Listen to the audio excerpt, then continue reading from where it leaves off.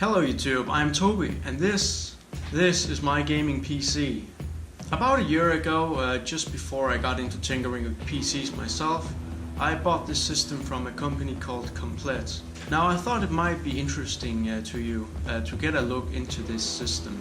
Before we start benchmarking the system, I first thought you would like an introduction into the components that make up this beast of a system. The case is a Corsair Carbide Spec 03 MIDI tower in black, obviously. Now I love this case. The front gives it a mechanical look that just cannot be beat. This had as much to do with me buying this particular system as the components inside actually did. After removing the side panel, we can now get a better look at what's inside of the system. There are two air intake fans on the front of the system. Now I installed the bottom one myself, but the top one came with the system. The motherboard is an MSI C170 Alpha Pro. I'm not sure what makes it Pro, but I guess it sounds better than generic. On the motherboard we find the CPU socket. Now the socket itself is not that interesting, but what is inside it is. Here we find an Intel i7 6700 clocked at 3.4 GHz. This is a great processor with 4 cores and 8 threads, making it the fastest processor that I have ever owned. Cooling the CPU, I installed a Corsair H45 AIO liquid cooler. When I got the system, it came with a generic Intel stock cooler. Now the stock cooler wasn't bad, but it was just boring, so I decided to go ahead and install something more interesting. I currently have 20 GB of DDR4 RAM in this system. It only came with 16, so I went ahead and installed an extra 8 GB. Now you might be thinking, hey, 16 plus 8 is 24. So where's the last stick of 4 GB RAM?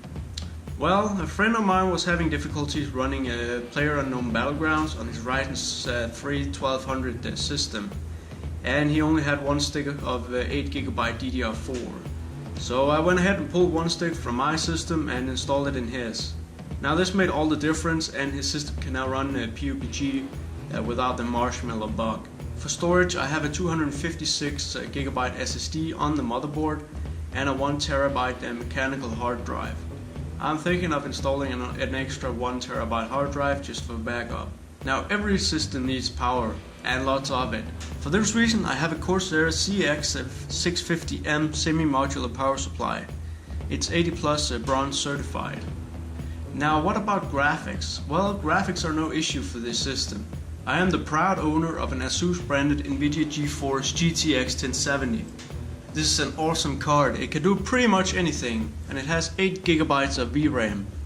This card will be good for years to come. There's now just one thing left in this system that we have not yet talked about. I hate having to drag cables everywhere, so I went ahead and installed the TP-Link wireless card. This little card only has one antenna, which only runs in the 2.4 GHz band. This unfortunately means that I cannot utilize the full wrath of my 110 MB internet connection. Now that was the system itself, but what can it do? Is it even as good as I make it sound? Well, don't just take my word for it, let's do some benchmarking. Starting with Cinebench R15, seeing all those cores and threads works is a great sight, isn't it? We ended with a score of just over 800 CB. I also ran the Resident Evil 6 benchmarking tool, at the highest settings of course. Just over 20,000 points. Nice, this system can run this game with its hand tied behind its back. Onto something a bit more challenging. PUBG. This is not a secret that this game is sometimes hard on any system. But on medium to high settings, my system runs it between 60 and 80 frames per second. Now this was cool, right? Yes. Yes it was. It was very cool in fact. A couple of days ago my friends and I played a variety of games, PUBG, Insurgency, The Forest and 7 Days to Die, for almost 24 hours straight. The GPU's maximum temperature was just around 67 degrees Celsius, and the CPU just barely breached 50 degrees Celsius. Now that is cool. Now what's inside of your gaming system? I'm always curious to see what kind of rig other people are running and what kind of benchmarks they're getting. But I really hope you enjoyed watching my beast in action. Thank you very much for watching.